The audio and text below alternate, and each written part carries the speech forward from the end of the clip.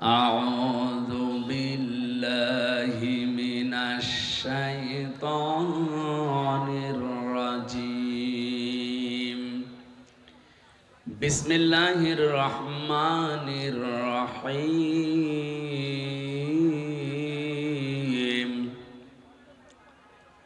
آمن الرسول بما أنزل إليه من ربه والمؤمنون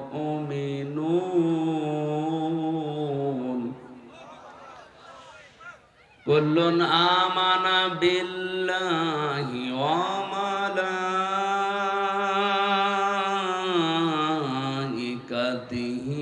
وكتبه ورسله لا نفرق بين أحد من رسله وقالوا سمعنا وأطعنا غفرانك ربنا غفرانك ربنا وإليك المصير صدقت يا ربنا. عن أبي هريرة رضي الله تعالى عنه قال سمعت رسول الله صلى الله عليه وسلم إن العبد إذا أذنب ذنبا كانت نقطة سوداء في قلبه فإن تاب ونزع واستغفر سقل قلبه وإن زادت حتى تغلب على قلبه وذلك الرأن الذي ذكر الله عز وجل في كتابه رواه الترمذي. وقال تعالى في شان حبيبي وما زادهم إلا إيمانا وتسليما. اللهم صل على مولانا محمد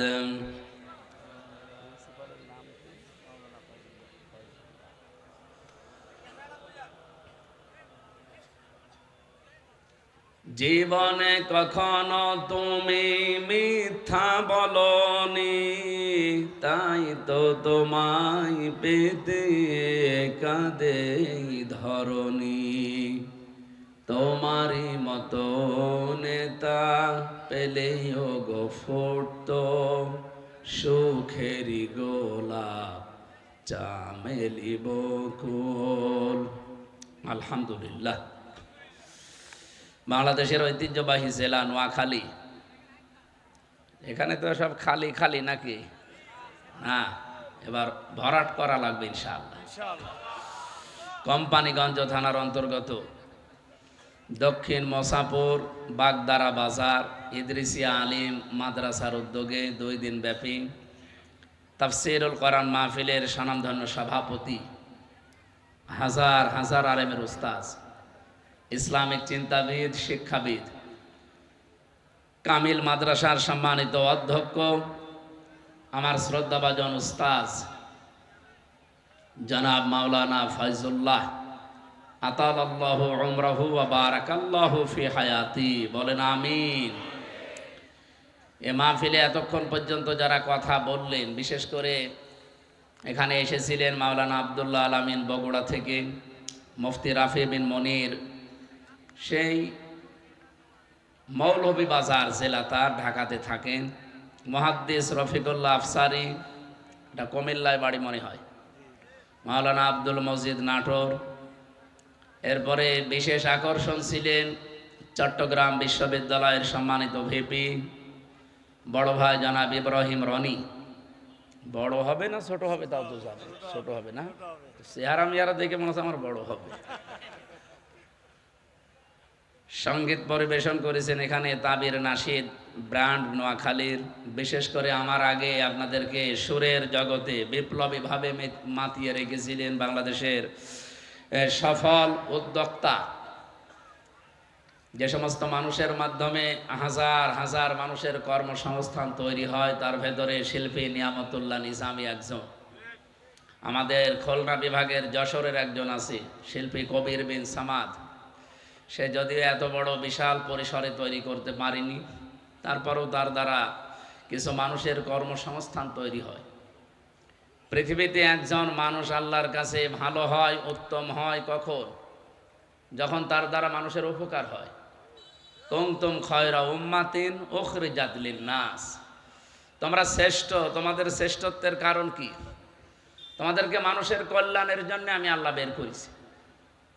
তো এই সমস্ত মানুষের দ্বারা যে হাজারো মানুষের কর্মসংস্থান তৈরি হয়, এরা আল্লাহর কাছে শ্রেষ্ঠ মানুষ, উত্তম মানুষ।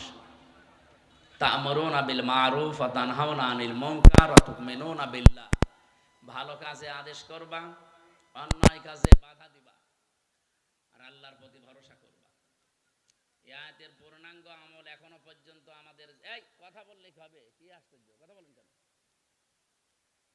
এমনিতেই ক্লাস চলছে, 1 ঘন্টা মতো ক্লাস করব, থাকবেন না আপনারা?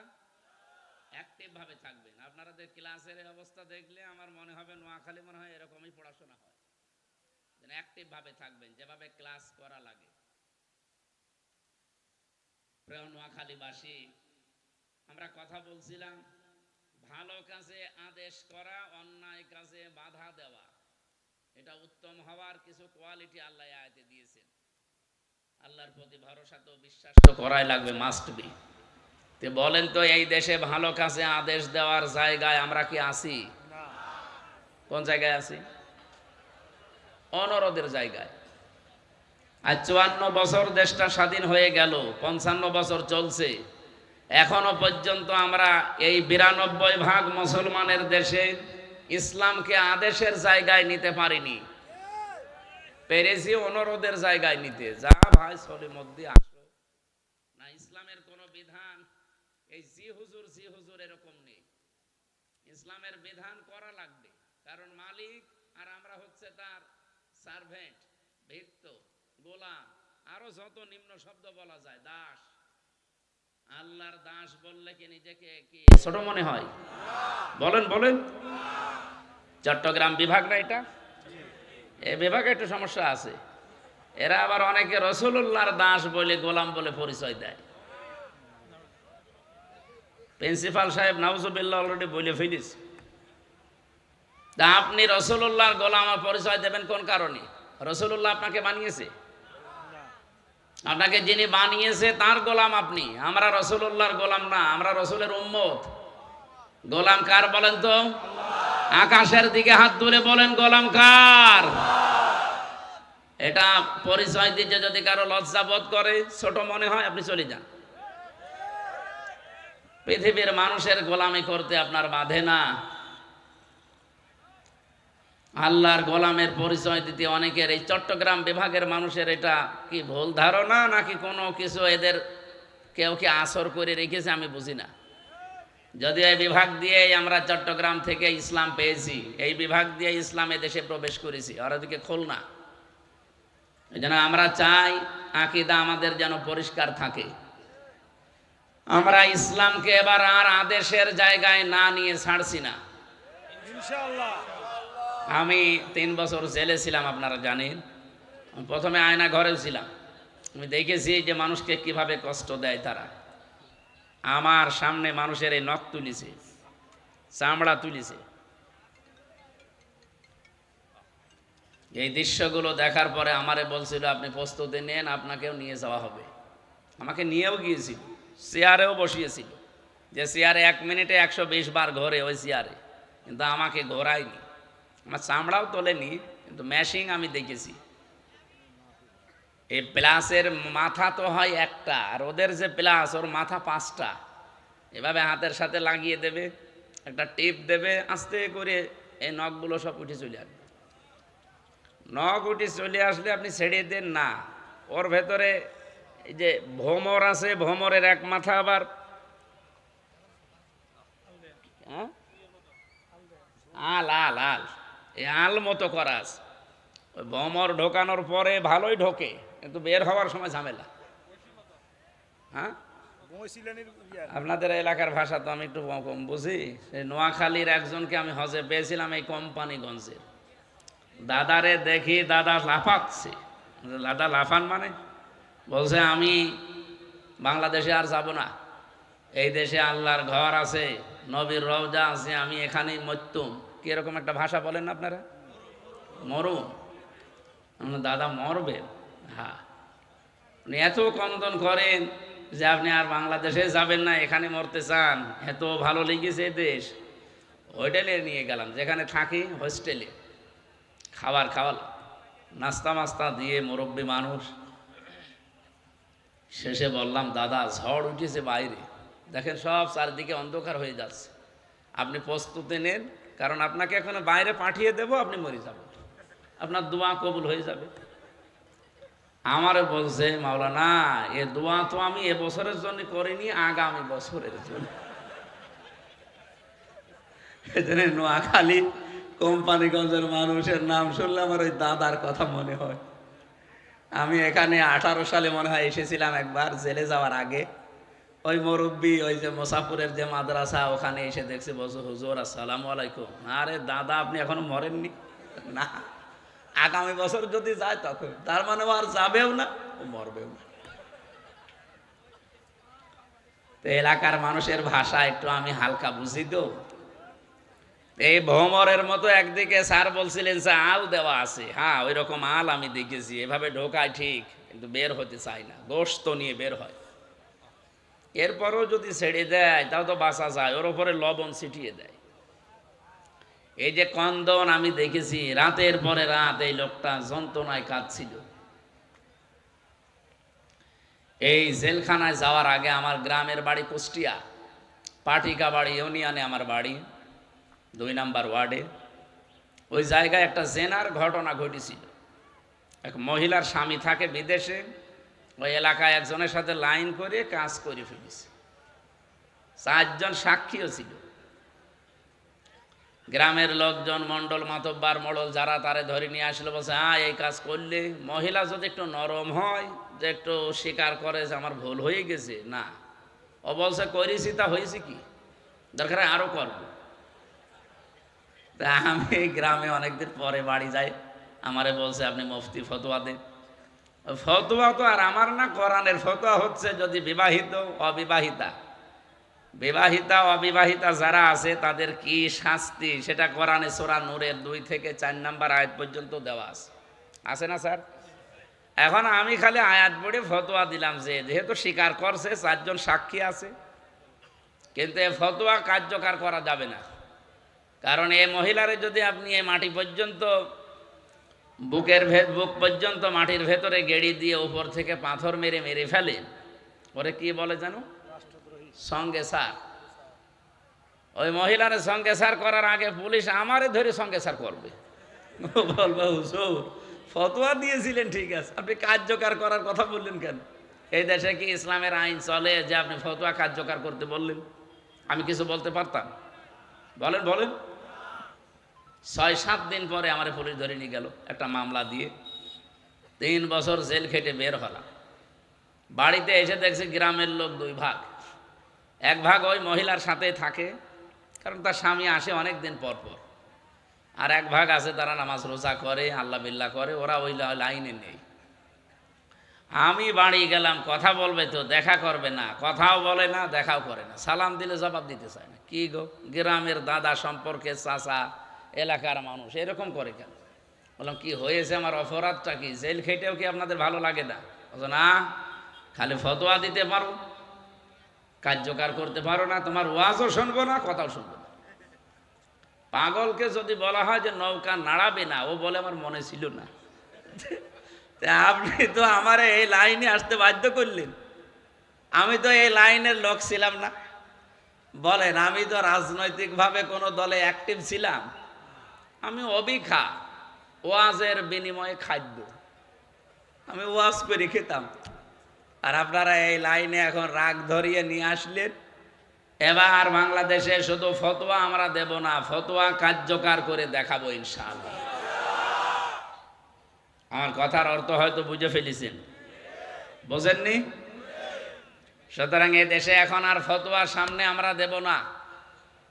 300 জন এমপি নির্বাচিত হবে দেশে, 151 জন যদি এই কোরআন বুকে নিয়ে এবার যেতে পারে, যা ফতোয়া দেওয়া হবে পরের দিন ওটা কার্যকর করা হবে ইনশাআল্লাহ। এই জন্য ইসলামকে আমরা অনুরোধের জায়গায় না আদেশের জায়গায় নিতে চাই। কিন্তু নিয়ামতুল্লাহ নিজামী সহ আমরা যারা আছি এখনো আদেশের জায়গায় ইসলামকে নিতে পারিনি, অনুরোধের জায়গায় আছে। 2 নম্বরে, অন্যায় কাজে নিষেধ করা শুধু না, এখানে অর্থ কয়েকটা আছে। নাহা শব্দের শাব্দিক অর্থ বাধার প্রাচীর তৈরি করা। নোয়াখালী নদী আছে কিনা আমি জানি না, আছে তো মনে হয় অনেক দূরে। হ্যাঁ, এখন এই নদীতে যে স্রোত চলে, আমি যদি প্রিন্সিপাল সাহেবকে নিয়ে যেয়ে বিসমিল্লাহ বলে ফু দেই, স্রোত বন্ধ হয়ে যাবে? কি করা লাগবে? বাঁধ দেওয়া লাগবে, বেড়া দেওয়া লাগবে, প্রতিবন্ধকতা সৃষ্টি করা লাগবে, তাহলে এই পানি বন্ধ হবে। তাহলে অন্যায় দেখার পরে শুধুমাত্র ভাই এটা ছেড়ে দিলে হয় না, না, এটা বাধার প্রাচীর তৈরি করা লাগবে। আর এটা তৈরি করতে হলে রাষ্ট্রীয় ক্ষমতা দরকার। আমি এই কোরআনে 25 জন নবীর দোয়া পেয়েছি। 25 জন নবী দোয়া করেছেন, 24 জন সব একরকম, আর একজন নবীর দোয়া ছিল আলাদা। হযরতে আদম আলাইহিস সালাম তিনি ব্যক্তিগত দোয়া করেছিলেন, রব্বানা যালামনা আনফুসানা ওয়া ইল্লাম তাগফির লানা ওয়া তারহামনা লানাকুনান্না মিনাল খাসিরিন। এই যারা ওঠে এরা কারা? এই ছেলে, এইভাবে ক্লাস করলে তো শেষ করে দেব। ওঠা যাবে না ভাই, ঘন্টা খানেক সময় চেয়ে নিলাম না, খুব জরুরি না হলে যাবেন না। বাকি 24 জন নবীর দোয়ায় কোরআনে আছে, ডাইরেক্ট ইনডাইরেক্ট সবার সামারাইজ কথা এক। হযরতে দাউদ নবী দোয়া করেছেন, সূরা সুআদের 26 নম্বর আয়াতে দেখবেন। হযরতে সুলাইমান নবী দোয়া করেছেন, সূরা সুআদের 35 নম্বর আয়াতে দেখবেন। হযরতে ইউসুফ নবী দোয়া করেছেন, সূরা ইউসুফের 55 নম্বর আয়াতে দেখবেন। মুহাম্মাদুর রাসূলুল্লাহ সাল্লাল্লাহু আলাইহি ওয়াসাল্লাম দোয়া করেছেন, সূরা বানী ইসরাঈলের 80 নম্বর আয়াতে দেখবেন। নবীদের এই সমস্ত দোয়াগুলো আপনি পড়েন, কিন্তু কি এখান থেকে নেওয়া দরকার ওটা নিতে চান না। সুলাইমান নবী দোয়া করছেন, ক্বালা রাব্বিগফিরলি ওয়া হাবলি মুলকাল লা ইয়ানবাগি লি আহাদিম মিন বা'দি ইন্নাকা আনতাল ওয়াহ্হাব। আমি আমার বিশ্ববিদ্যালয়ের লাইফ থেকে শুরু করে এই আয়াতে যতগুলো তাফসীর মিলিয়েছি দেশে বিদেশে, সব মুফাসসির হযরতে সুলাইমান নবীর এই দোয়ার ব্যাপারে একই কথা লিখেছেন। নবী সুলাইমান দোয়া করছেন, আমার রব আমাকে মাফ করে দেন, আমাকে এমন একটা রাজ ক্ষমতা দান করেন যে আমার পরে আপনি আর পৃথিবীতে এরকম ক্ষমতা কাউকে দেবেন না, নিশ্চয় আপনিই মহাদাতা। নোয়াখালীবাসী বলেন তো, এই আয়াতের ভেতরে হযরতে সুলাইমান যে দোয়া করেছিলেন আল্লাহর কাছে হাজার হাজার হাজার হাজার বছর আগে, তার এই দোয়া কবুল হয়নি। জবাব দিলেন না? আল্লাহ তাকে মাফ করে এমন রাজ ক্ষমতা দিয়েছিলেন, কিয়ামত পর্যন্ত ওরকম ক্ষমতা আল্লাহর কাউকে দেবে না। জিন পর্যন্ত তার অনুগত ছিল, পাখির ভাষা তিনি বুঝতেন, পিপিলিকার ভাষা পর্যন্ত তিনি বুঝতেন, বাতাস পর্যন্ত তার কথা শুনত। এরকম ক্ষমতা কেউ পৃথিবীতে এখন পেয়েছে? পাওয়ার সম্ভাবনা আছে? এবার আমার প্রশ্ন, এই এদিকে তাকান। কোন দিকে তাকিয়ে আছেন আপনি? এদিকে তাকান। সুলাইমান নবী সহ যত নবীর দোয়া কোরআন থেকে আমি পড়েছি বুঝেছি। আমার প্রশ্ন আপনার কাছে, সুলাইমান নবী এই যে রাজ ক্ষমতা চেয়েছিলেন দুনিয়া ভোগ করার জন্য, এত আসতে বললি? হযরতে সুলাইমান এই পৃথিবীতে রাষ্ট্র ক্ষমতা চেয়েছিলেন আল্লাহর কাছে বেশি বেশি বিয়ে করার জন্য। কেন? একটা বারো চিন্তা করেন না, খালি খতম করে চলে গেলে হবে? এ দোয়ায় তিনি বললেন আমাকে রাজ ক্ষমতা দান করো। এই কারণেই তিনি চেয়েছিলেন। আমি তাফসিরে পড়েছি, ব্যাখ্যায় লেখা আছে, সুলাইমান নবী দেখলেন আমি দাওয়াতে কাজ করি, আল্লাহর বিধানের কথা বলি, কিন্তু মানুষকে মানাতে পারি না। এটা মানাতে হলে রাজ ক্ষমতা লাগবে। আল্লাহর কসম, একামতে দিন এই দেশে যারা প্রতিষ্ঠা করতে চায়, যারা মন থেকে এটা চায়, এই মানুষগুলো বেশি বিয়ে করবে এই ধান্দা না, দুনিয়া কামাই করবে এই ধান্দাও না, বেশি বেশি ক্ষমতা দেখাবে এই ধান্দাও নেই। আমাদের একটাই ধান্দা, এ দুনিয়ায় যা প্রচার করে এটা আবার আমরা মানাতে চাই। এটা মানাতে হলে রাষ্ট্রীয় ক্ষমতা দরকার নাই, সম্ভব না। বাধার এই প্রাচীরগুলো তৈরি করা লাগবে আইন পাশ করার মাধ্যমে। এই জন্য ইসলাম ক্ষমতায় গেলে যে চারটা কাজ করবে, তার শেষের দুইটা, আল্লাযীনা ইম্মাক্কান্নাহুম ফিল আরদি আকামুস সালাহ ওয়া আতাবুজ যাকাতা ওয়া আমারু বিল মা'রুফি ওয়া নাহাউ আনিল মুনকার। ভালো কাজ আমরা আইন পাশ করে জারি করব, অন্যায় কাজ আইন পাশ করে বন্ধ করে দেব। এই জন্য আমাদের পুরাটা জীবনই ইবাদত। জোরে বলেন সুবহানাল্লাহ। আমি যদি একামতে দিন এই দেশে কায়েম করার জন্য কারো সাথে হাসি মুখে কথা বলি, ওইটাও আমার ইবাদত। কি কথা বলেন না? আমি যে সফর করে এসেছি এই 350 কিলোমিটার, এটাও আমার ইবাদত। 350 কিলো না, 450 কিলো। এখান থেকে কুষ্টিয়া সেই সকাল 11টায় বের হয়ে এখানে রাত 9টায় পৌঁছালাম। এই পুরা সফরটা আমার ইবাদত মনে করেই করেছি, কারণ আমি এই দেশে দিন কায়েমের জন্য এটাকে মাধ্যম মনে করলাম।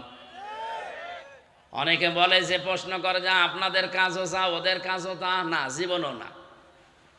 যারা এই দেশে মানুষের তৈরি করা আইন কায়েম করতে চায়, সূরা নেসার 75 নম্বর আয়াতে আছে, 5 নম্বর পারার 9 নম্বর পৃষ্ঠা, 2 নম্বর লাইনে আছে, ওয়াল্লাযীনা কাফারু ইউকাতিলুনা ফি সাবিলিত তাগুত। যারা কাফের তারাও লড়াই সংগ্রাম করে, তারাও মিছিল মিটিং করে, তারাও দল করে, তারাও এরকম অনুষ্ঠান করে, কিন্তু তারা তাগুতের রাস্তায়, শয়তানের রাস্তায় করে। আর শয়তানের রাস্তায় হচ্ছে মানুষের তৈরি করা আইন কানুন জমিনে প্রতিষ্ঠিত করার জন্য কাজ করা। কিন্তু আমাদের ঈমান যাদের আছে, আমরাও এই কাজগুলোই হাতে নিয়েছি, আমরাও এগুলোই করি, কিন্তু রাস্তাটা ভিন্ন। আল্লাযীনা আমানু ইয়াকাতিলুনা ফি সাবিলিল্লাহ। আল্লাহ বলেন যারা ঈমান এনেছে এই মানুষগুলো লড়াই সংগ্রাম করবে, এরাও মিছিল মিটিং করবে, এরাও দল করবে, এরাও ভোট করবে, কিন্তু এদের রাস্তা হবে আল্লাহর রাস্তায়। প্রশ্ন আসতে পারে, ভোট শব্দটা কোনো জায়গায় তো পাওয়া যায় না। হ্যাঁ পাওয়া যায়, আপনি পাননি তাই। সূরা নিসার 58 নম্বর আয়াতটা দেখবেন বাড়িতে, 5 নম্বর পারার 6 নম্বর পৃষ্ঠা 5 নম্বর লাইনে আছে, ইন্নাল্লাহা ইয়া'মুরুকুম আন তুআদ্দুল আমানাতি ইলা আহলিহা। অবশ্যই আমি আল্লাহ তোমাদের সবাইকে নির্দেশ দিলাম, আমাকে শুধু একা দেয়নি। ইয়া'মুরুকুম, কুম মানে তোমরা সবাই, তোমাদের সবাইকে আল্লাহর নির্দেশ, আন তুআদ্দুল আমানাতি ইলা আহলিহা, তোমাদের যাবতীয় আমানতকে তার প্রাপকের কাছে পৌঁছিয়ে দিবা। এখানে এটা মারেফুল কোরআন তাফসিরে পাবেন, আল্লামা শফি রহমতুল্লাহ আলাইহি তাফসির করতে গিয়ে এই আমানাত বহু বচনের ব্যাখ্যায় তিনি 5টি অর্থ লিখেছেন। এখানে আমানত মানে আপনার কাছে যেটা রেখে গেছে এইটা ফেরত দেওয়া, সে টাকা হোক, পয়সা হোক, কোনো সম্পদ হোক। এমনকি আপনি রায় দেন, ভোট দেন, সাক্ষী দেন, এইটাও আমানত। এমনকি আপনার কাছে যে কথা বললাম যে এটা বাইরে বলবেন না, এইটাও আমানত। তাহলে ভোট যদি আমানত না হয়, ওখানে ভয়কার ট বাংলায় লেখা আছে, আপনি তাফসিরটা নিয়ে আসেন। এ কথা শুনলে অনেকে বলে হ্যাঁ গণতন্ত্র। আরে ভাই, এই দেশে ইসলাম এখন কায়েম করার জন্য যতগুলো পদ্ধতি আছে, এই পদ্ধতি ছাড়া কোনোটা এখন অ্যাপ্লাই করা সম্ভব না। আফগানিস্তানের মতো আমাদের দেশে এত পাহাড় আছে, আপনি লুকিয়ে থাকবেন কোথায়? তাদের 40 বছর রাশিয়া আমেরিকা মিলে বম্বিং করে কিছুই করতে পারেনি। আমাদের তো 40 বছর লাগবে না, 40 সেকেন্ডে তামা বানিয়ে ফেলবে। আবেগ নিয়ে চললেই হবে পাগলদের মতো। বাস্তবতা বোঝেন। বাংলাদেশ জামাত ইসলামী খুলনা থেকে কৃষ্ণ নন্দী নামে এক ভদ্রলোক হিন্দু, তাকে নমিনেশন দিয়েছে। এর জন্য তোলপাড় চলছে সারা দেশে। অনেক নামধারী মুসলমান যারা পোশাক করে পানি নেয় না, তারা পর্যন্ত ফতোয়াবাজি করছে, হ্যাঁ ইসলাম কায়েম করতে চায়, আর হিন্দুরে নমিনেশন দিয়েছে। বাস্তবতা বোঝেন আপনি? দাদা বাবুরা এতদিন বিশ্বের মোড়লদেরকে এই দেশ নিয়ে দেখাতো যে মুসলমানদের হাতে হিন্দুরা নিরাপদ না, এদেরকে কোনো অধিকার দেওয়া হয় না। এখন দেখেন ওদের একজনকে নমিনেশন দিয়ে ওদের মুখ সব তালাবদ্ধ হয়ে গেছে। এখন আর বিশ্বের মোড়লদের কাছে মত না, কি আন্দাজে মিথ্যা কথা বলো? ওরা তো নিজেরা হিন্দুদেরকে নমিনেশন দিয়ে সামনে নিয়ে এসেছে। সবচাইতে বড় বিষয়, এদেশে 92% আমরা মুসলমান, 8% অন্যান্য ধর্মের লোকরা আছে, তার ভেতরে 6.5% প্রায় হিন্দু। তারা যে বিশাল জনগোষ্ঠী এই দেশে বাস করে, তাদের একজন প্রতিনিধি লাগবে না সংসদে, একজন কথা বলার লোক লাগবে না? খুলনার দাকব থেকে যে লোকটাকে দিল, ওই জায়গায় 100 জনের প্রায় 52%-এরও উপরে হিন্দু। সেখানে মুসলমান দিলে জীবনে পাশও করবে না, কারণ জাতি ভাইয়ের একটা টান থাকে না। এই লোকটা তাদের ধর্মীয় কথাবার্তা গুলো, তাদের ধর্ম সম্পর্কে সংসদে যদি নাই বলে তাদের অধিকারের, তো ওখানে তার আমি ওইভাবে বলতে পারবো না, কারণ 12 মাসে 13 পূজা, 33 কোটি দেবতা, ও ছাতা তো আমি নামও জানি না, আমি বলবো কি করে? 33 কোটি দেবতা আপনি নাম জানেন? জীবনে তো আপনাকে বলতে বললে পারবেন? এই জন্যে বাস্তবতা নিয়ে কাজ করা লাগবে। যারা এই ভোট শব্দটা শোনার পরে উল্টাপাল্টা মন্তব্য করেন, আমি তাদের জন্য শব্দটা একটু দলিল সহ বললাম। এখন যদি মারে ফল করার কেউ বিশ্বাস না করে, এই দোষ আমার না আল্লাহ? বলেন। এটা তো আমি তাফসির থেকে কোট করে বললাম, আমার কোনো দোষ নেই। আমি শুধু সম্মানিত নোয়াখালীবাসী, আমরা যে কথা বলতে চাচ্ছিলাম, সৎ কাজে আদেশ দেওয়া এখনো পর্যন্ত আমাদের দ্বারা সম্ভব না। অন্যায় কাজে বাধা দেওয়ার মতো পরিবেশ আমরা এখনো বানাতে পারিনি। সুতরাং আমরা 6 নাম্বার তুমিনুনা বিল্লাহ, আল্লাহর প্রতি ঈমান আনা, ওই রকম একটা শব্দ নিয়ে আজকের আমার তেলাওয়াতকৃত আয়াত। আমরা কোরআনে কারীম থেকে কিছু কথা বলতে চাই তাফসীর আকারে, আপনারা শুনবেন তো ইনশাআল্লাহ?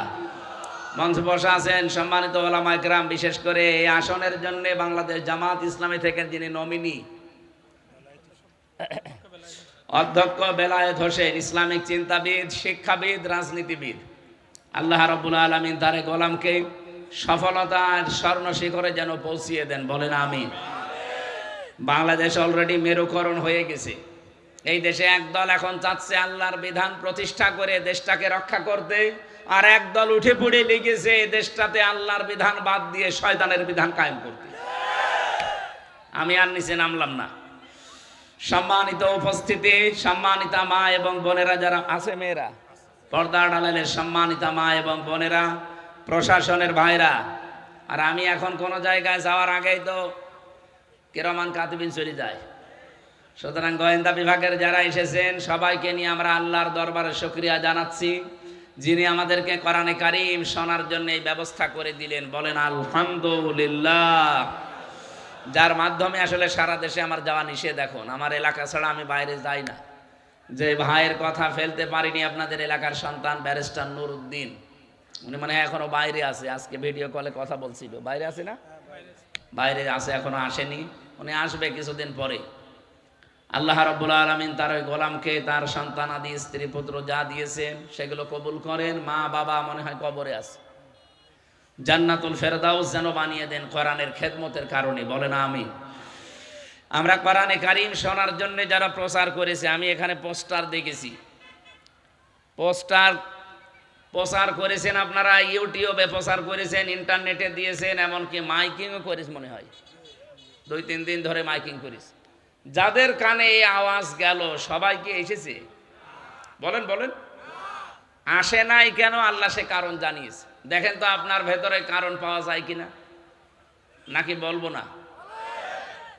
সূরা জাসিয়ার 8 নম্বর আয়াতে আল্লাহ জানিয়েছেন যারা আসে নাই তাদের জন্য একটা সুসংবাদ আছে।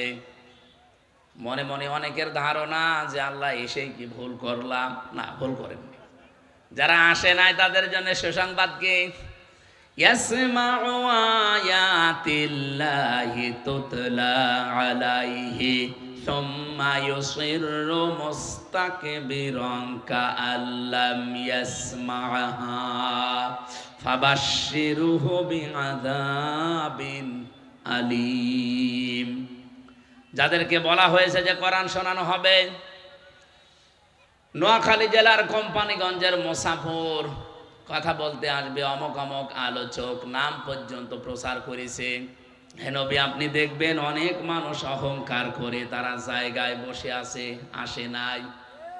সুম্মা ইউসিররু মুস্তাকবিরান, তারা অহংকার করে নিজেদের জায়গায় বসে আছে। কাল্লাম ইয়াসমাহা, মনে হয় তারা এই আওয়াজ শুনেই নাই। আল্লাহর কথা কত বাস্তব, যদি পরীক্ষা করতে চান বিভিন্ন দোকানে যেয়ে দেখেন এখনো পর্যন্ত আমার নামে গীবত হচ্ছে। আপনি চলেন, আপনি যে দেখবেন গীবত করছে। আমির হামজা এসেছে কুষ্টিয়া থেকে, ও রাজনীতি করবে, না গিয়ে ভালোই করেছি। এক কথা বলছেন, আপনার বিশ্বাস না হলে চলেন দেখেন, এই কথা বলছে যে না, যে ভালোই করেছি। ফাবাশশিরহু বিআযাবিন আলীম, আল্লাহ বলেন হে নবী আপনি তাদেরকে যন্ত্রণাদায়ক আযাবের সুসংবাদ দেন।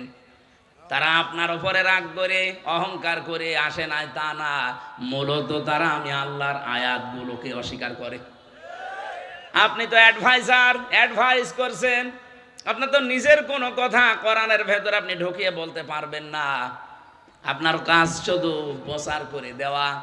যে মানুষগুলো আসে নাই, ওরা কেন আসে না জানেন? ওয়ালাকিন্নাজ যালিমিনা বিআয়াতিল্লাহি ইয়াজহাদুন, জালেম যারা তারা আল্লাহর আয়াতগুলোকেই মূলত অস্বীকার করে। আপনি যে আমার ওপর একটা তহমত চাপিয়ে দিলেন যে উনি রাজনীতি করে, এই জন্য আমি যাইনি। আমি রাজনীতি কেন করি এইটা আপনাকে আগে জানা লাগবে। কথা বলেন না কেন? নামাজের কথায় কোরআনে আছে, এই জন্য আমি নামাজ পড়ি। আল্লাহর কসম, কোরআনে যদি নামাজের কথা না থাকতো আমি নিজে জীবনেও নামাজ পড়তাম না, আর নামাজের জন্য কোনোদিন বলতামও না। রোজার কথা কোরআনে আছে, এই জন্য আমি রোজা রাখি। সারা পৃথিবীর কেউ যদি রোজা না রাখে, আল্লাহর কসম কোরআন হাতে নিয়ে বলছে আমি একা হলেও রোজা রাখতাম। কথা বলেন না কেন? তাম পৃথিবীর কেউ যদি রাজনীতি না করে, কোরআনে যেহেতু রাজনীতি করা লাগবে কথা আছে, এই জন্য আমি একা হলেও এই দেশে রাজনীতি করতাম। এতদিন হয়তো বুঝি নাই ওইভাবে, এই জন্য আনঅ্যাক্টিভ ছিলাম। এখন বুঝেছি আলালাহুল খালকু ওয়াল আমরু, এ জমিন যার, বিধান চালানো লাগবে তার। এই জন্য চেষ্টা করে যাচ্ছি যতদিন বিধান কায়েম না হয় কোনো বসার সিস্টেম আমাদের নেই। নামাজের কথা 82 জায়গায় ডাইরেক্ট পেয়েছি কায়েম করা, আর পড়ার কথা পেয়েছি মাত্র এক জায়গায় ফাসল্লিলি। রোজার কথা মাত্র এক জায়গায় পেয়েছি, হজের কথা এক জায়গায় পেয়েছি। এই পৃথিবী চলবে আল্লাহর বিধান দিয়ে, কথা কোরআনে ডাইরেক্ট ইনডাইরেক্ট পেয়েছি 918 জায়গায়। এই জন্য কেউ যদি নোয়াখালীতে কোরআন দিয়ে রাজনীতি না করেন, রাজনৈতিক কোরআনের কথা কেউ যদি না শুনতে চান, আমি একা হলেও বকবক করব। কথা বলেন না কেন? আমার ভাইরা যারা আসেন না, সুতরাং তারা কি তহমত দিলেন? এই যে রাগ করে নিজেদের জায়গায় যারা অহংকার নিয়ে বসে আছেন, মনে হয় যে আপনি শুনতেই পাননি, অথচ আপনি শুনেছেন। 3 দিন ধরে বলেছে, এরা মাইকিং করছে, পোস্টারিং করেছে, 15-20 কিলোমিটার ছড়িয়ে দিয়েছে পোস্টার। এমনকি এই পোস্টার আমি কুষ্টিয়া থেকে পেয়েছি ইন্টারনেটে। এত দূর পর্যন্ত পৌঁছিয়েছে। এখানে আসলে এরকম ময়দান 5টা লাগতো, আসলেন না আপনি কোন অহংকারে, কোন সোতানা তার সামনে, কোন ইস্যু তৈরি করে আসলেন না? কি জবাব দেবেন বলেন তো আল্লাহর সামনে? হ্যাঁ, আমি এসেছি বলার জন্য যা জানি ইনশাল্লাহ ওই আয়াতের উপরে মেসেজ করে বলবো। তা আপনি আসলেন না, যা করে আপনি কিন্তু ভালো করেননি। সুতরাং এখনো যাদের কানে আওয়াজ যাচ্ছে, ওই যে আসতেছে, আসেন আসেন, এরা মনে হয় এই ওয়াজ শুনে চলে আসতেছে। আলহামদুলিল্লাহ। নবীজি কোরআন শুধু আপনাদের সামনে না, মানুষের সামনে না, আল্লাহ পাক বলেন আমি জিনদের একটা দলকে আকৃষ্ট করে দিয়েছিলাম নবীর কণ্ঠে কোরআন শুনতে। ওয়াইদ সরফনা ইলাইকা নাফারুম মিনাল জিন্নি ইয়াসতামিউনাল কুরআন ফালাম্মা হাদারুহু ক্বালু আনসিতু ফালাম্মা কুদিয়া ওয়াল্লাউ ইলা কওমিহিম মুনযিরিন। বলেন আল্লাহু আকবার। স্মরণ করেন ওই সময়ের কথা, এটা সূরা আহকাফের 29 নম্বর আয়াতে আছে। যখন আমি আল্লাহ নিজে, এখানে সরফ না, ফাইল আল্লাহ নিজে কর্তা, আমি আল্লাহ নিজে অনুগত করে দিয়েছি, আকৃষ্ট করে দিয়েছি। আমি আল্লাহ নিজে আকৃষ্ট করে দিলাম জিনদের একটা দলকে আপনার কাছে বা আপনার দিকে। ইস্তামিউনাল কুরআন, তারা কোরআন শুনছিল। ফালাম্মা হাদারুহু, যখন উপস্থিত হয়েছে আপনার সামনে, ক্বালু আনসিতু, তারা একে অন্যকে বলা বলে আরম্ভ করেছে, চুপ করো। কারণ কোরআন আরম্ভ হলে চুপ থাকা এবং শোনা দুইটাই ফরজ। কথা বলেন না কেন? সুতরাং আপনারা চুপ আছেন? চুপ আছেন আপনারা?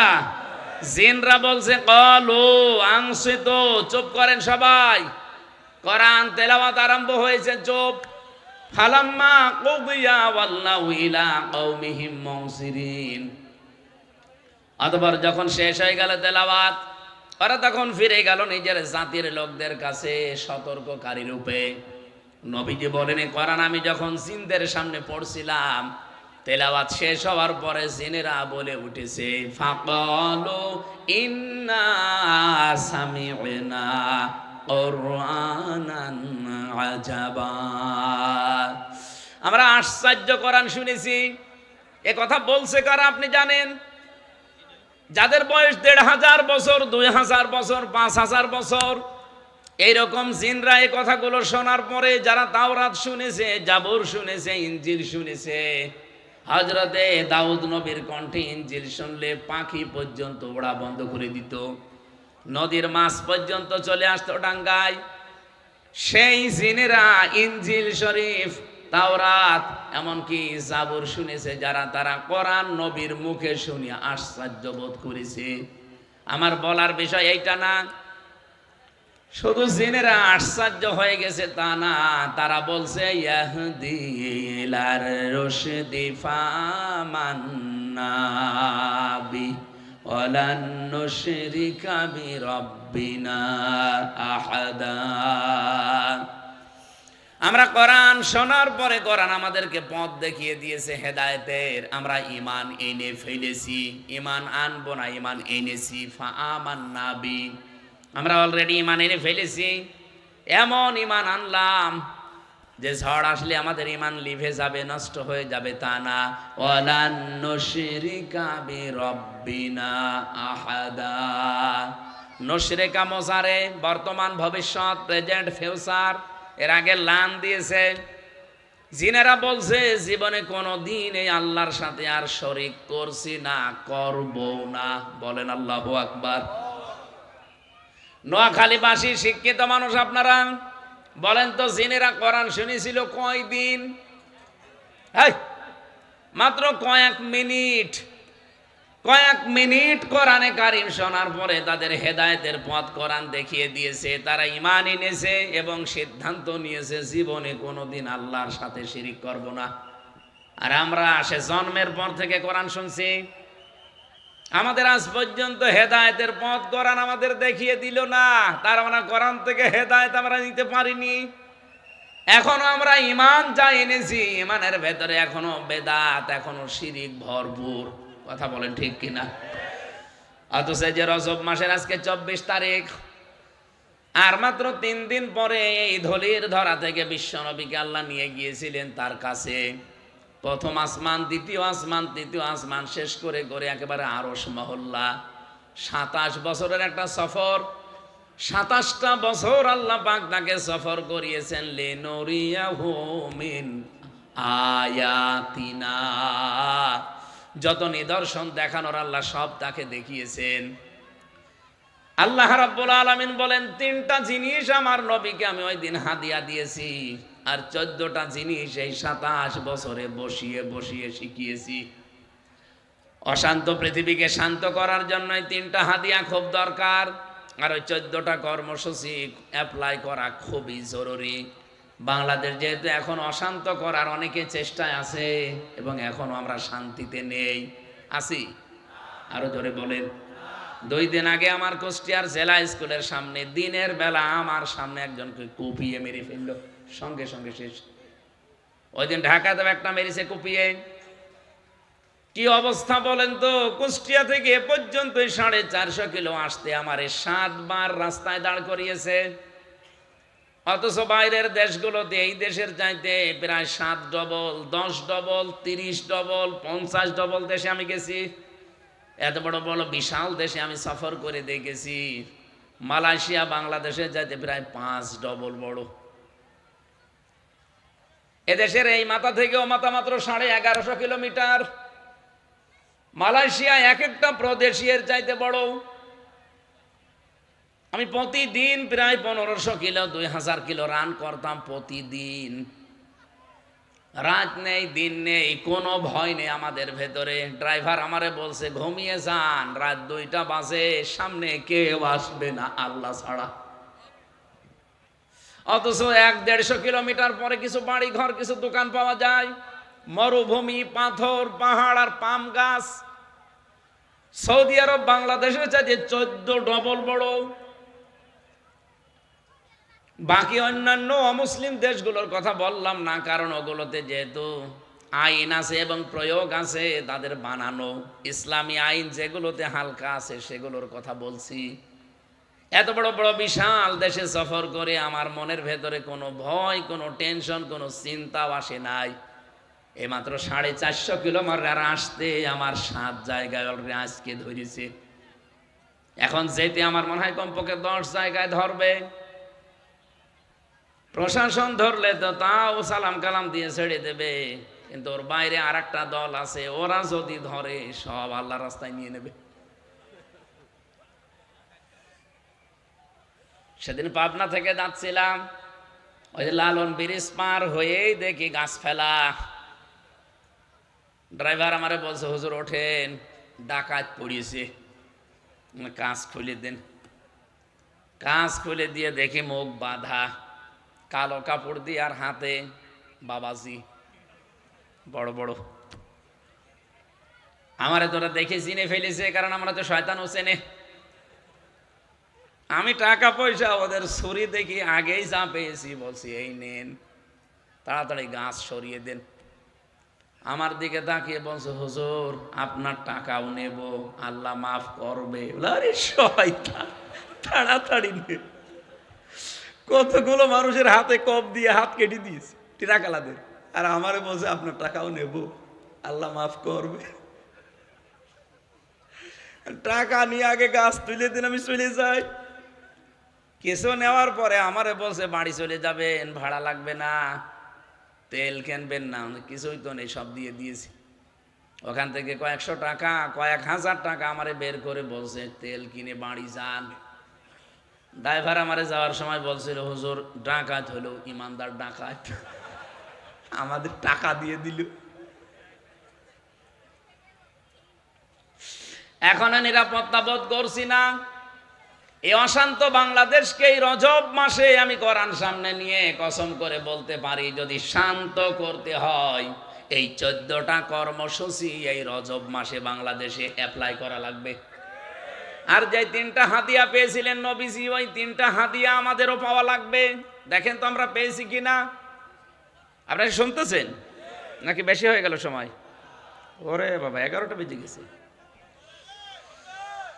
আমার ভাইরা, সর্বপ্রথম যে হাদিয়া নবীকে দিয়েছিলেন, এ হাদিয়া শুনলে আমি জানি নোয়াখালীর অনেকের না বুঝে রাগ হতে পারে, তারপরও আমি সত্যটা বলবো।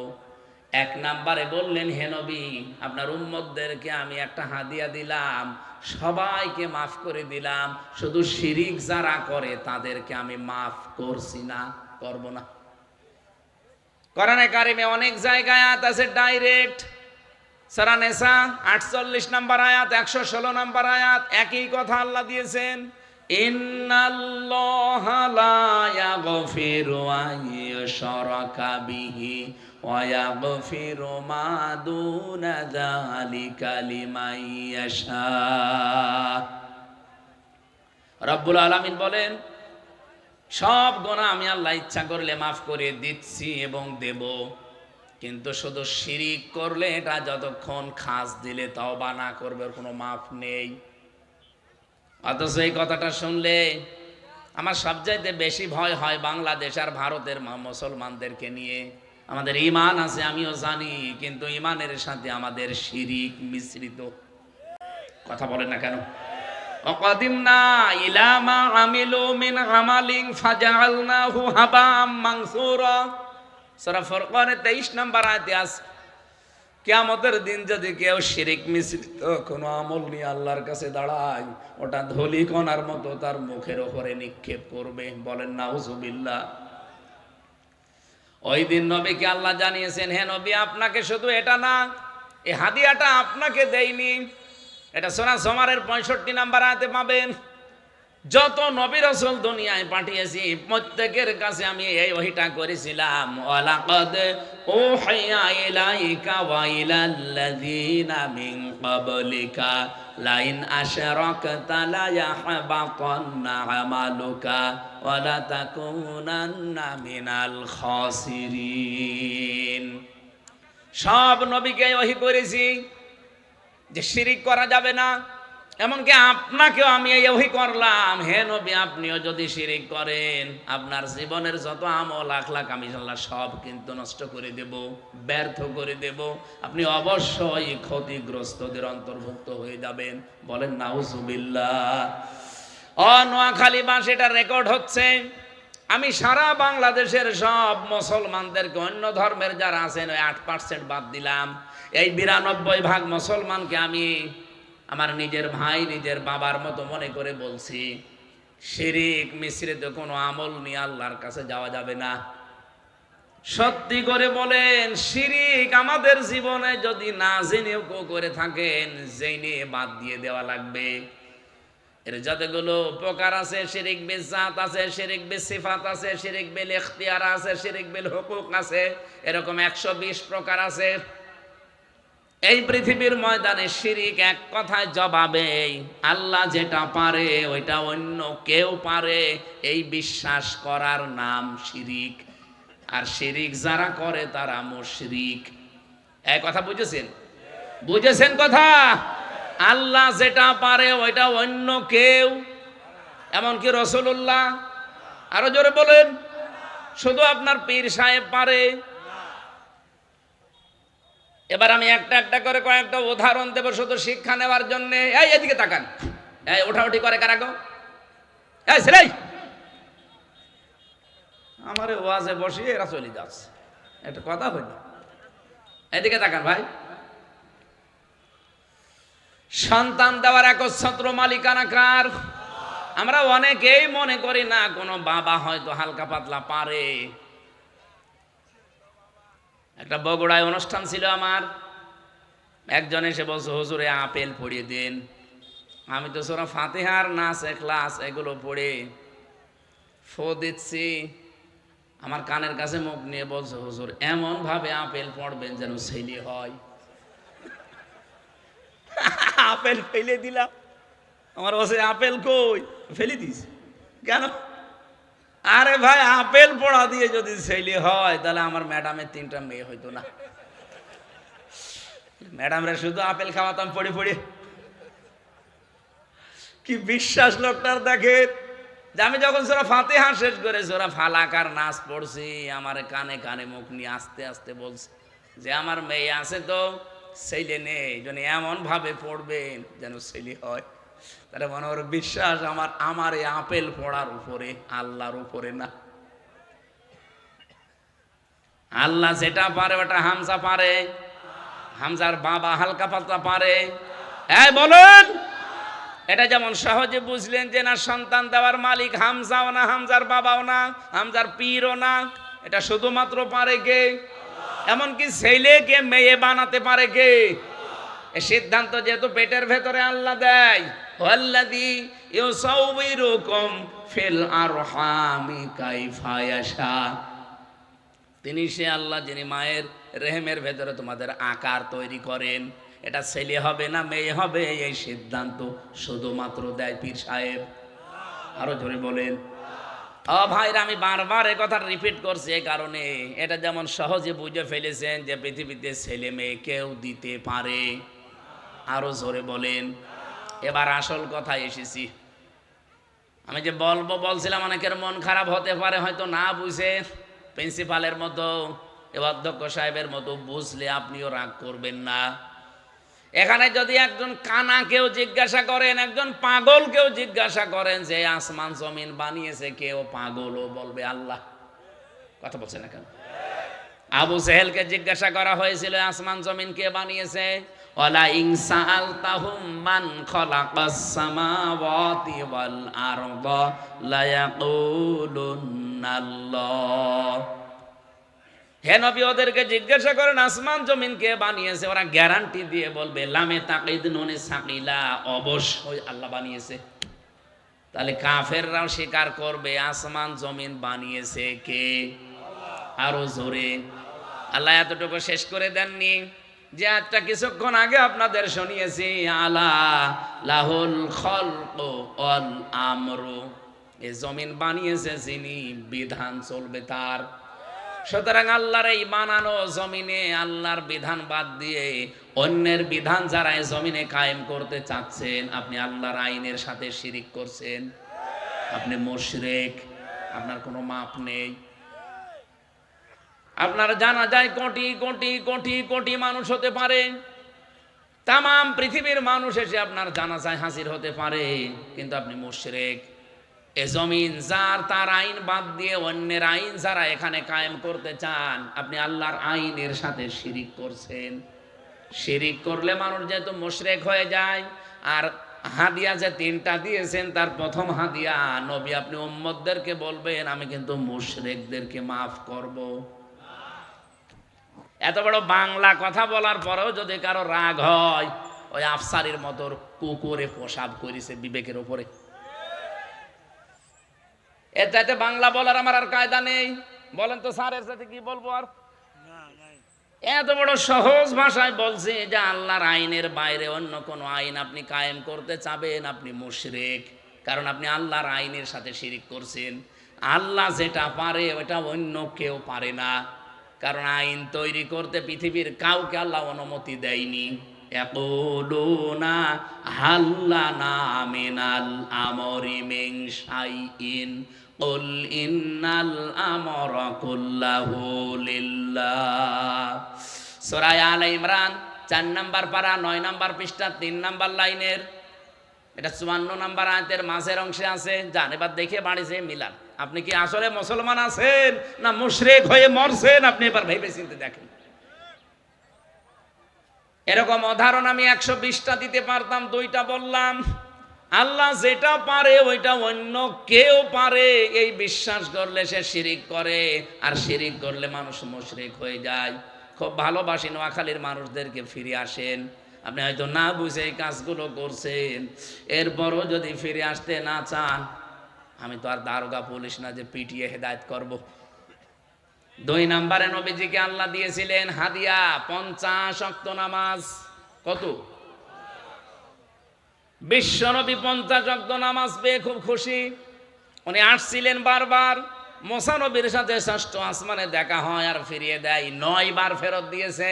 5 নং 45 ওয়াক্ত নামাজ শেষ, আর 5 ওয়াক্ত আছে। ডাক দিয়ে বললেন, হে নবী, আপনার চাইতে আমার অভিজ্ঞতা বেশি আছে, কারণ আমি দুনিয়ার জীবন পার করে এসেছি। আপনি আবার ফেরত যান, দেখেন আরো 2 ওয়াক্ত কমানো যায় কিনা। বিশ্ব নবী বলেন, না, আল্লাহ দিতে চায় আর আপনি বারবার আমারে পাঠান, আমার লজ্জা করছে। রব্বুল আলামিন নবীকে জানিয়েছেন, মা ইউবাদদালুল কওলু লাদাইয়া ওয়া মা আনা বিযাল্লামিল লিল আবিদ। সূরা কফের 29 নম্বর আয়াতে আছে, 26 নম্বর পারা 18 নম্বর পৃষ্ঠা 9 নম্বর লাইনে আছে, হে নবী, আমি যেটা সিদ্ধান্ত নিয়ে ফেলেছিলাম, আমার সিদ্ধান্ত কোনো পরিবর্তন হয় না। আমি শুধু আপনার কনসিডারের কারণে কমিয়েছি। আমি তো 50 ওয়াক্তই দিয়েছিলাম। হ্যাঁ, আপনাকে আমি খুশির সংবাদ দিলাম, এই 5 ওয়াক্ত নামাজও যদি আপনার উম্মতেরা সময় মতো এবং হক আদায় করে পড়তে পারে, 50 ওয়াক্ত নামাজের সওয়াব আমি দিয়ে দেব। এই সুবহানাল্লাহ, আন্দাজে পড়েন না। এখানে কথা আছে, 2টা শর্ত দিলেন আল্লাহ। 1 নম্বরে যদি সময় মতো, 2 নম্বরে হক আদায় করে। নামাজের ভেতরে সময় মেনটেন করা লাগবে। যখন তখন নামাজ পড়লে আপনার নামাজ হবে না। ইন্নাস সালাতা কানাত আলাল মুমিনিনা কিতাবাম মাওকুতা, অবশ্যই নামাজ আমি নির্ধারিত সময় মুমিনদের উপরে লিখে দিয়েছি। 2 নম্বরের শর্ত কি? হক আদায় করে নামাজ পড়বে আপনার উম্মত যদি, তাহলে 50 ওয়াক্ত নামাজের সওয়াব হবে। হক আদায় করার অর্থ 3টা। 1 নম্বরে নামাজে যেটা পড়বেন ওটা যেন শুদ্ধ হয়। এখানে হাজারো মুসলমান, আমরা নোয়াখালীর কথা বাদ দিলাম, এটা আমাদের কুষ্টিয়া, মেহেরপুর, চুয়াডাঙ্গায় আমি জানি বহু মানুষ নামাজ পড়ে, নামাজের তেলাওয়াত কিন্তু আয়াতগুলো শুদ্ধ না। কুমিল্লা, নোয়াখালী এগুলোর ব্যাপার আলাদা, এগুলো কোরআনের চর্চা একটু বেশি হয়। আলহামদুলিল্লাহ, আল্লাহ আপনাদের কবুল করেন। 2 নম্বরে শুদ্ধ করে পড়লেই হবে না, এটাকে আপনি যতটুকু পড়েন অতটুকু বোঝা লাগবে, তাহলে হক আদায় হবে আপনার। এখানে 100 জনের আমার মনে হয় এই জায়গায় ফেল হয়ে যাবে প্রায় 95 জন। যা পড়ে নামাজে ওই পরিমাণে মানুষ বোঝে। আরো জোরে বলেন না। আল্লাযীনা হুম আন সালাতিহিম সাহুন, যে মানুষগুলো নামাজ পড়ার পরও ধ্বংস হয়ে যাবে, তারা যারা সাহুন, যারা নামাজ সম্পর্কে উদাসীন। এই সাহুনের ব্যাখ্যায় ফি জিলালিল কোরআন লিখেছেন এই 3টা বিষয়। 1 নম্বরে নামাজ পড়বেন যা, ওইটা যেন শুদ্ধ হয়। 2 নম্বরে নামাজের ভেতরে যা পড়বেন ওটা যেন আপনি বাস্তবে বুঝে দুনিয়ায় আমল করতে পারেন। 3 নম্বরে নামাজ আপনি যেখানে পড়বেন, যার পেছনে পড়বেন, ওই লোকটা যেন আপনার চাইতে অন্তত কিছু না কিছু ভালো হয়। এই হাদিস তো আজকে আমি আসার সময় পড়ছিলাম, তিরমিজি শরীফের হাদিস। এখানে আমরা স্টেজে মনে করেন 20 জন মানুষ আছে, এখন নামাজের সময় হয়ে গেছে। নামাজ আপনি কাকে সামনে দেবেন ইমামতি করার জন্যে? এখানে সব জায়গায় যিনি বয়স্ক আছে এবং নামাজের ব্যাপারে যার মাসলা মাসাইল বেশি জানা আছে, এমনকি যার ভেতরে আল্লাহর তাকওয়া ভয় বেশি, সুন্নাতের পাবন্দি বেশি, সর্বোপরি যার বউ সুন্দরী। আপনি হাসতেছেন কোন কারণে? আমি কি বানালাম স্যার? বউ সুন্দরী হওয়া লাগবে, যার সবচাইতে বেশি বউ সুন্দর তারে আপনি দেবেন। 4 নাম্বার শর্ত এটা। প্রশ্ন আসতে পারে আমাদের সবার, এখানে বয়স সমান সমান ঠিক আছে, তাহলে কি করা যাবে? তাহলে নামাজের ব্যাপারে এলেম আছে কার বেশি? সবারই সমান। 3 নাম্বারে এখানে আল্লাহর ভয় মানে সুন্নাতের পাবন্দি এখানে সবচাইতে বেশি করে কে? সবাই সমান। 4 নাম্বারে আপনি দেখবেন এখানে 20 জনের বউ সুন্দরী কার? নবীজি আন্দাজে কথা বলেননি, অবশ্যই এখানে কোনো হিকমত আছে। আমি ব্যাখ্যায় পড়ছিলাম যে বউ সুন্দরী কথা কেন বললেন, কারণ যে লোকটার বউ সুন্দরী হয় তার মন এদিকে ওদিকে ঝোঁকার সম্ভাবনা কম থাকে। আমাদের একটু সমস্যা আছে, আমাদের বউ সুন্দরী হোক আর যাই হোক ঝোঁকা লাগবে। নবীজি বলেন আমার কাছে 3টা জিনিস প্রিয়, খুব ভালো লাগে। একটা সুগন্ধি, আর একটা নামাজ, আর একটা ইমরাতি, আমার স্ত্রী। আমাদের কাছেও নামাজ ভালো লাগে, অনেকের সুগন্ধিও ভালো লাগে, ইমরাতি আমাদের স্ত্রীও ভালো লাগে, কিন্তু নিজেরটা বাদ দিয়ে অন্যেরটা। কথা বলে না কেন? এই জন্যে তো পরকীয়া প্রেম করে। নাকি এই নোয়াখালী এসব নেই? এই নোয়াখালী সেই জেলা না যেখানে 4 সন্তানের মাও? ও থানাটা মনে হয় কি সুবর্ণচর না কোন থানা যেন। আমি একটা অনুষ্ঠান নিয়েছিলাম, ওখানে যেই গোষ্ঠীর লোকজন ওই কাজ করেছে তারা বলছে ওই হুজুর আসলে ওই হুজুরের খবর আছে। আমি কি মিথ্যা বলেছিলাম? আমার কাজ করবেন উল্টা পাল্টা, আবার বলাও যাবে না। এই জন্যই তো ইসলামকে ক্ষমতায় নেওয়া দরকার। কত হাফ প্যান্ট পরা মানুষকে বাইরের দেশে আমি দেখেছি। থাইল্যান্ডে গিয়েছিলাম, কই সেখানে তো কেউ উল্টা পাল্টা নজরেও তাকাচ্ছে না। অনেকে বলো হুজুর জিনিস দেখলে মাথা ঠিক থাকে না। মাথাও ঠিক থাকবে, আপনিও ঠিক থাকবেন যদি আইন থাকে। এবার যদি ইসলাম, আল্লাহর কসম, যদি ইসলাম এবারে দেশে কায়েম হয়ে যায়, আপনি জেনা করার চিন্তা ভাবনা দূরের কথা, স্বপ্ন দোষ বন্ধ হয়ে যাবে। নোয়াখালী হয়তো বন্ধ হবে না, কারণ এরা সাগরের মাছ খায় তো।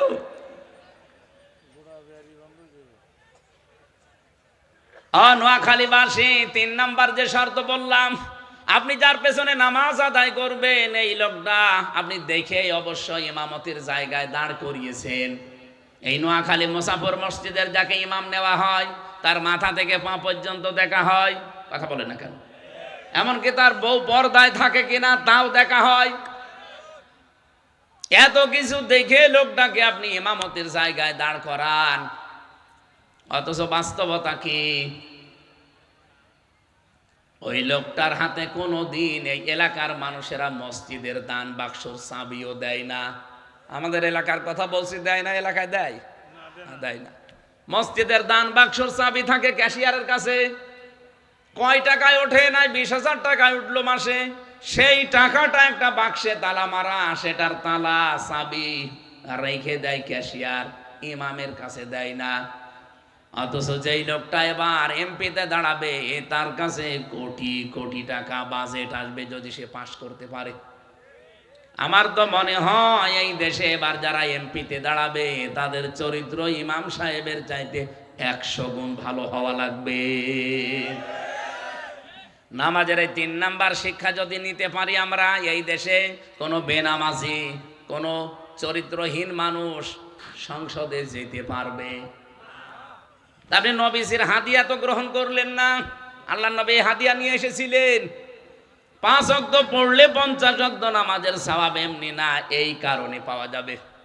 আসেন না আমরা একটু বোঝার চেষ্টা করে নামাজটা আদায় করে। খালি লোক দেখানোর জন্য নামাজ পড়লেই হবে না। ফাসাল্লি লিরাব্বিকা ওয়ানহার, ফাসাল্লি আছে, এরপরে লিরাব্বিকা আছে। আল্লাহ বলেন নামাজ আদায় করো এবং নামাজটা যেন আল্লাহর জন্য হয়। আল্লাহর জন্য কেউ যদি নামাজ আদায় করতে চায় এই শর্তগুলো তার ভেতরে পাওয়া যাবে। শুদ্ধ করে পড়বে, যা পড়ে সে বুঝবে এবং যা বোঝে ওই অনুযায়ী তার প্র্যাকটিক্যাল লাইফ চালাবে। 4 নাম্বারে যতটুকু নামাজের ভেতরে পড়বে যার পেছনে ইমামটাকে সে যেন নির্বাচিত করে নেয়।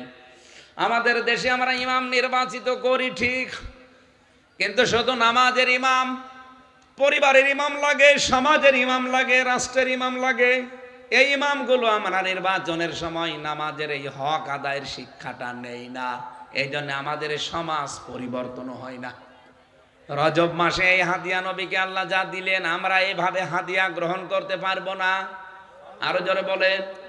3 নাম্বারে হাদিয়া দিয়েছিলেন সূরা বাকারার শেষের 2টা আয়াত, যেটা আমরা একটা পড়লাম। আমানার রাসূলু বিমা উনজিলা ইলাইহি মির রাব্বিহি ওয়াল মুমিনুন। নবীজিকে আল্লাহ শিখিয়েছিলেন যে ঈমান কি করে আনা লাগে, ঈমান আনার পরে নিজের অপরাধগুলো কি করে মাফ করা লাগে, সেই পদ্ধতি নবীকে আল্লাহ শিখিয়েছেন। 3 নাম্বারে কাফেরদের উপরে বিজয় হতে হলে কি কি কর্মসূচি হাতে নেওয়া লাগে, কোন পদ্ধতিতে যাওয়া লাগে, ওইটা আল্লাহ শিখিয়েছেন। এই 2টা আয়াতে এই 3টা বিষয় আছে। আসেন তো আমরা এই তিনটা বিষয় একটু সামনে নিয়ে আসি। ঈমান, যেহেতু তুকমিনুনা বিল্লাহ বলেছিলাম, যে যারা ঈমান আনবে আল্লাহর প্রতি, রাসূলুল্লাহকে আল্লাহ ডাক দিয়ে বললেন আমানার রাসূল, ঈমান এনেছে রাসূল। আমানার রাসূল বিমা উনজিলা ইলাইহি মির রাব্বিহি, যা তার রব তাকে দিয়েছে বা তার উপরে নাজিল করা হয়েছে। অল মুমিনুন, এবং পৃথিবীতে যারা মুমিন বলে দাবি করে তারাও ঈমান এইটার উপরে আনবে। তাহলে আমরা যদি ঈমানদার হতে চাই, আমাদের রবের পক্ষ থেকে যেটা আমাদের উপরে নাজিল হয়েছে তার নাম কি বলেন তো? আরো জোরে বলেন। এটার উপরে ঈমান আনা লাগবে। প্রশ্ন আসতে পারে, ঈমান তো আমার আছে না। এই আয়াতের জবাব দিয়েছেন আমার আল্লাহ সূরা নিসা 61 নম্বর আয়াতে, ওয়াইদা কিলা লাহুম তাআলাউ ইলা মা আনজালাল্লাহু ওয়া ইলার রাসূলি আরাআইতাল মুনাফিকিনা ইয়াসুদ্দুনা আনকা সুদুদা। নবী, আপনি যখন ওদেরকে বলবেন যে আসো আল্লাহর বিধানের দিকে, আল্লাহ যা নাজিল করেছে, রাসূলের আদর্শের দিকে, আপনি দেখবেন বহু মানুষ আছে আস্তে করে আপনার কাছ থেকে পেছন ফিরে কেটে পড়ছে। ওই যে কেটে পড়ছে, দেখলেন? আয়াতটা কত বাস্তব, যে কেটে এই যে আরেকটা চলে যাচ্ছে। এগুলো টাটকা নির্ভেজাল মুনাফিক। যান এবার যান, যান এবার যান, আপনার পোশাক লাগুক আর কি লাগুক, যান এবার। আল্লাহর বিধান এই জমিনে কায়েম করি আসো রাসূলের আদর্শ দিয়ে, তখন দেখবেন আস্তে করে মানুষ কিছু চলে যায়। হ্যাঁ, তারা বলে কোরআন আল্লাহ নাজিল করেছে, এটা আমরা বিশ্বাস করি। আলাম তারা ইলাল্লাযীনা ইয়াজউমুনা আন্নাহুম আমানু উনজিলা ইলাইহি মির রাব্বিহি, আলাম তারা ইলাল্লাযীনা ইয়াজউমুনা আন্নাহুম আমানু বিমা উনজিলা ইলাইহি।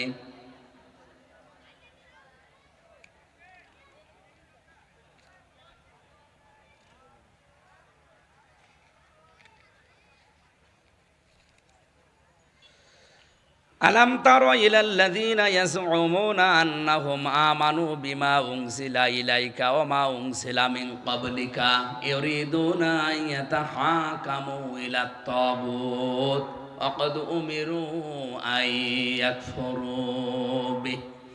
সূরা নিসার 60 নম্বর আয়াতে আল্লাহ মনে হচ্ছে এভাবে দেখিয়ে দিচ্ছে আঙ্গুল দিয়ে, আলাম তারা।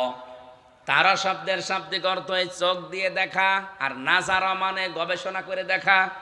আল্লাহ বলেন, হে নবী, আপনি কে চোখ দিয়ে দেখতে পান ওই মানুষগুলোকে যারা বলে যে আল্লাহ নাজিল করেছে।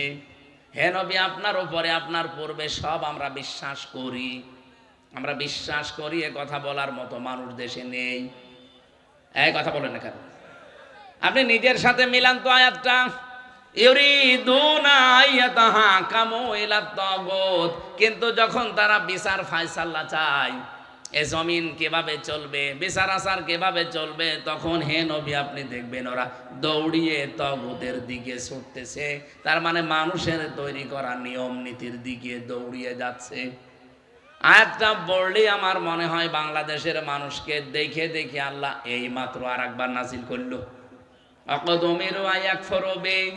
অথচ ওদের নিষেধ করা হয়েছে যে তাগুতের অনুসরণ করা যাবে না।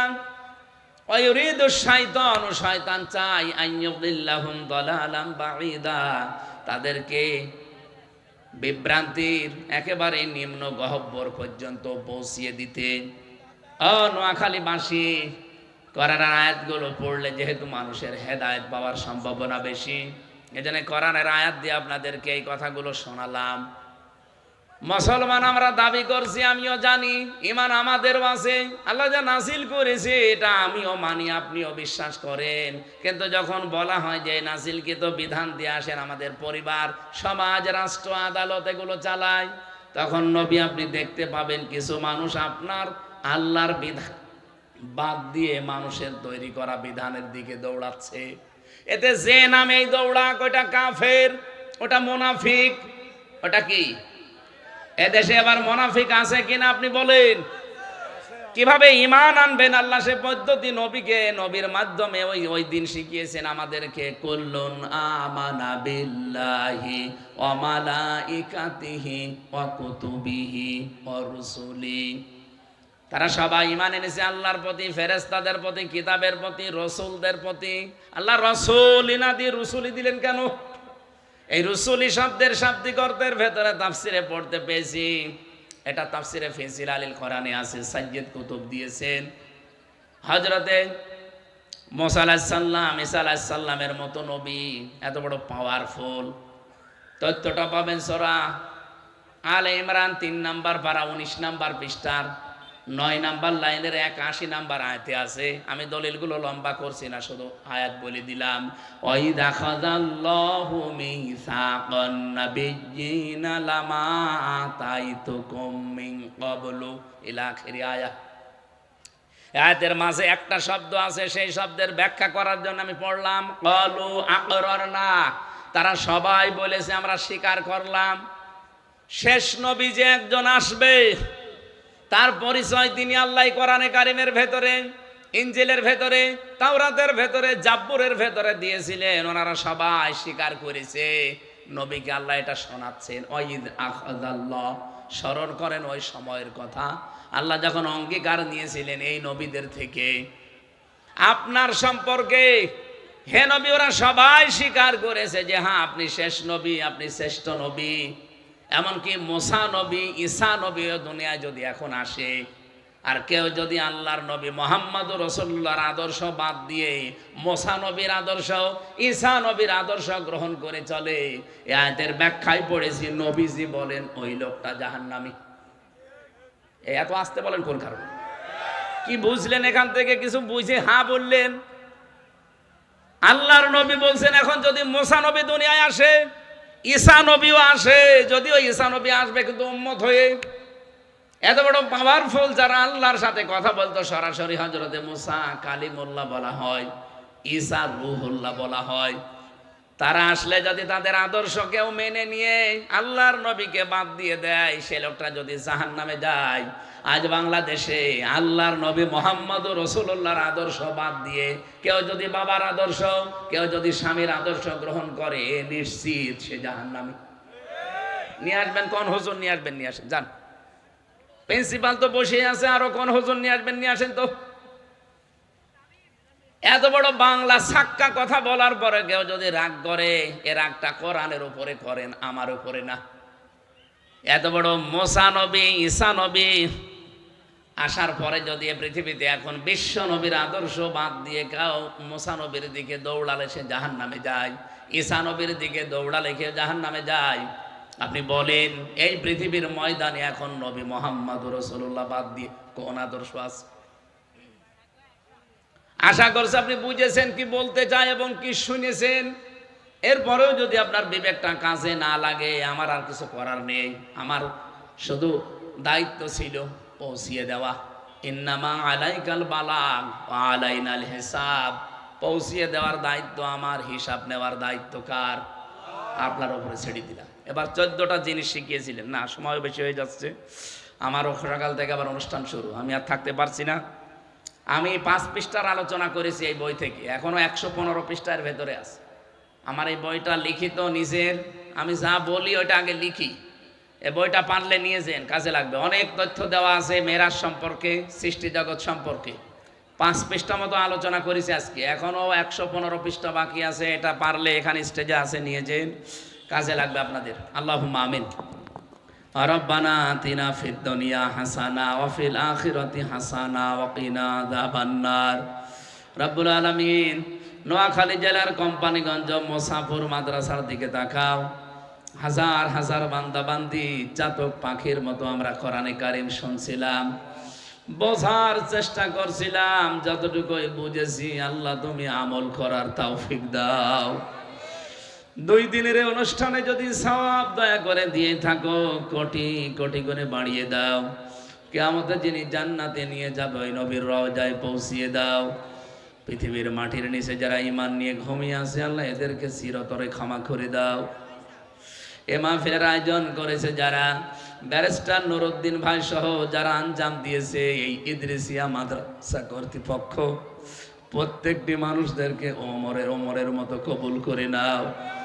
সম্মানিত সভাপতি হাসান আলমের উস্তাজ অধ্যক্ষ মাওলানা ফয়জুল্লাহ, তোমার আলিম বান্দাকে কবুল করো। আমাদের আজকের মেহমান অধ্যক্ষ বেলায়েত হোসেনকে কবুল করে নাও। যত যুবকের আজকের মাহফিলের জন্য শ্রম দিল, যুবকদেরকে হাসান হোসাইনের মতো মঞ্জুর করো। সম্মানিতা মা বোনদেরকে তুমি খাদিজার মতো আয়েশা